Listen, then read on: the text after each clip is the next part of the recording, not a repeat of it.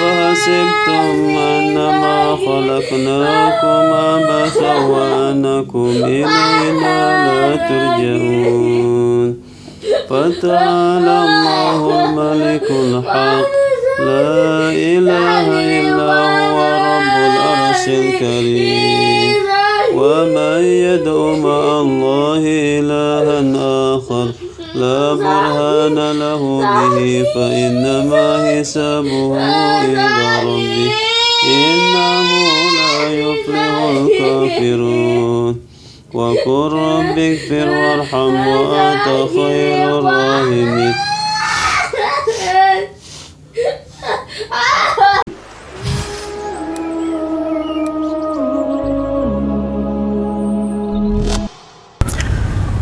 Bismillahirrahmanirrahim. Assalamualaikum warahmatullahi wabarakatuh. Alhamdulillahilladzi arsala rasulahu bil huda wa dinil haq liyudhhirahu 'ala dini kulli wa kafa billahi syahida. Alhamdulillah teman-teman sekalian, di pagi hari yang cerah ini, sekarang di hari Jumat ya, yang diberkahi oleh Allah Subhanahu wa taala, hari yang baik bagi kita kaum muslimin. Dan pada dasarnya semua hari adalah yang baik ya, semua hari adalah baik, tetapi hari Jumat ini ada keutamaan-keutamaan tertentu di sisi Allah Subhanahu wa taala. Pada kesempatan ini saya ingin menyampaikan satu pengalaman ketika saya meruqyah. Jadi ada orang-orang yang selalu mendapat bisikan buruk. Bisikan buruk itu bisikan-bisikan untuk mencelakai diri kita sendiri atau mencelakai orang lain, atau bisikan untuk berhenti ibadah, bisikan yang melarang kita mendekatkan diri kepada Allah Subhanahu wa taala. Ini sangat banyak sekali saya temukan. Di antaranya ada seseorang ya, seorang anak SMP baru masuk kelas 7 ya. Dia menjauh dari teman-temannya karena selalu ada bisikan, teman kamu itu jahat-jahat, teman-teman itu enggak baik, maka dia bersikap tidak baik kepada teman-teman. Kemudian bisikannya, mendingan mati aja ya. Mendingan naik ke atas ketinggian ya. Qadarullah ya, kebetulan di sekolahnya itu ada bangunan berlantai 4. Jadi dia naik ke lantai 4. Setelah berada di lantai 4 itu, bisikannya, kamu meloncat, kamu jatuhkan diri kamu ya. Jadi bisikannya untuk meloncat, tapi si anak ini masih fokus ya, masih ada bisikan hati yang baik juga.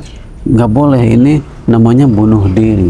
Buat apa bunuh diri ya, nggak ada gunanya. Tapi di sisi lain bisikan itu selalu, dan setiap hari dia selalu naik turun tangga ya, naiknya dalam rangka mengikuti bisikan buruk itu untuk menjatuhkan diri. Kemudian yang pertama tidak jadi, dia mundur. Yang kedua dia diseret oleh temannya, ditarik oleh temannya sehingga nggak jadi bunuh dirinya. Kemudian datang kepada saya, dibawa oleh orang tuanya dan oleh saudaranya. Ketika saya ruqyah, ini yang tadi yang video ditayangkan itu ya, seperti tadi, dia menangis. Katanya dia mengaku temannya. Jadi jinnya itu sudah masuk di badannya dan ingin berteman dengan anak itu. Ketika jinnya ingin berteman dengan anak itu, maka anak itu dilarang untuk berteman dengan teman-teman yang lainnya. Begitulah jahatnya setan. Kemudian suara jinnya juga ya kayak anak-anak itu ya. Dia menyuarakan seperti suara anak-anak, padahal saya yakin si jinnya itu sudah tua gitu ya. Itu kemudian diruqyah, dia muntah-muntah, kemudian jinnya bicara bahwa dia senang dengan anak ini, lalu saya kasih nasihat supaya dia tidak mengganggu lagi anak ini. Saya perintahkan dia tobat, bahkan bersahadat masuk Islam kalau dia kafir, kemudian disuruh pergi, bukan tempatnya di badan manusia. Qadarullah, alhamdulillah setan itu mau pergi, dan setelah diruqyah anak itu merasa tidak ada beban yang selama ini di badannya suka nggak enak, nggak nyaman, di kepala sakit, di pundak berat, ya, di hati seperti ada beban, kesedihan yang luar biasa. Setelah ruqyah, setelah proses ruqyah, dengan izin Allah semuanya hilang, sirna perasaan-perasaan yang tidak nyaman itu. Dan belajarnya terus berlanjut sampai luluslah dari sekolah tersebut, dan sekarang mungkin sudah SMU, bahkan mungkin sudah keluar SMU, ya, karena itu sudah hampir 5 tahun yang lalu. Alhamdulillah, itu salah satu pengalaman, ya, adanya bisikan-bisikan setan. Yang lain juga ada bisikan-bisikan ini yang menimpa seorang ibu. Seorang ibu ini bisikannya selalu buruk kepada anaknya. Ketika anaknya ada yang memuji, wah anak ini soleh, bisikan hati ibunya, enggak soleh, anak ini mah jahat, gitu ya. Kemudian ada orang yang memuji anaknya, wah ini Masya Allah anak ini pintar sekali. Kemudian dalam hati ibunya ada bisikan, enggak pintar, ini bodoh, beloon, tolol, gitu ya. Ini bisikan-bisikan buruk dari setan. Terus si ibu ini sangat benci sekali kepada anak tersebut, ya. Kalau ada sedikit kesalahan disiksa luar biasa. Tanpa ada kesalahan pun selalu anak ini mendapatkan kedoliman, ketidakadilan dari ibu tersebut.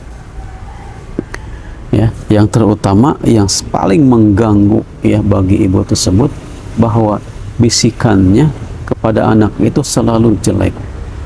Padahal anak itu baik, padahal anak itu soleh, selalu menurut kepada ibu bapaknya. Tapi bisikannya, ini anak ini jahat, anak ini tidak baik, anak ini pendusta, pembohong, anak ini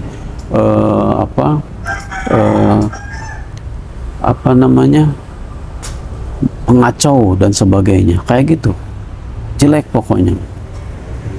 Nah, ketika diruqyah ibunya, ada juga bibinya, ada juga neneknya, ya, maka menjerit-jeritlah si ibunya itu, nangis menjerit-jerit sambil ngomong, saya tidak suka sama anak itu, karena anak itu suka ibadah, suka sholat.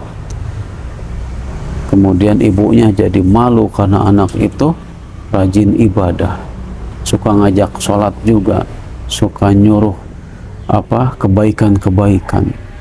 Ternyata setan itu bukan hanya membisikkan dari luar badan, teman-teman sekalian, tapi juga dia membisikkan, dia merasuk di badan manusia dan mengubah karakter seseorang, mempengaruhi karakter dan watak seseorang dari dalam tubuhnya.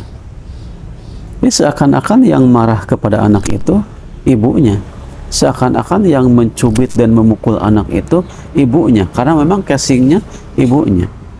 Tapi si ibu tadi mengaku juga ketika saya tanya bahwa dia setelah menyiksa anaknya, setelah memukul anaknya, setelah mencubit anaknya, atau setelah dia mengata-ngatain keburukan buat anaknya, dia menyesal, dia sedih. Kenapa saya seperti ini, ya, sebagai seorang ibu? Maka saya katakan, ibu, ketika ibu memukul, ketika ibu marah, ketika ibu mencubit dan menyiksa anak, itu ada dorongan setan yang mengendalikan badan ibu. Tetapi ketika ibu menyesal, sedih dengan perbuatan ibu kepada anak ibu, itulah ibu yang asli. Itulah ibu dalam kondisi tidak dikuasai oleh setannya. maka dia menangis, dia minta maaf kepada anaknya, dia minta maaf kepada bapaknya, kepada bapak dari anak itu, suaminya ya, diminta maaf juga ke ibunya, ke nenek anak itu. Dan alhamdulillah sampai sekarang keluarganya baik-baik saja, tidak ada gangguan lagi ya, dan anak itu tetap menjadi anak yang soleh, alhamdulillah. Itu satu pengalaman dalam ruqyah ya, ada gangguan jin yang berupa bisikan-bisikan buruk. Bisikan itu bisa terasa di dada, kerasa ya sama orang itu, ini ada bisikan tapi kayaknya bukan diri saya ini. Atau ada bisikan di telinga ada bisikan, atau ada suara dari luar yang terdengar, itu lebih ekstrim lagi ya. Tapi yang paling banyak adalah yang bisikan yang di dalam dada ya, kayak bisikan hati, kayak gerentes hati kalau kata orang Sunda. Padahal itu kalau buruk dan terus menerus ya, di luar nalar, itu adalah gangguan jin, harus diobati dengan ruqyah syariah.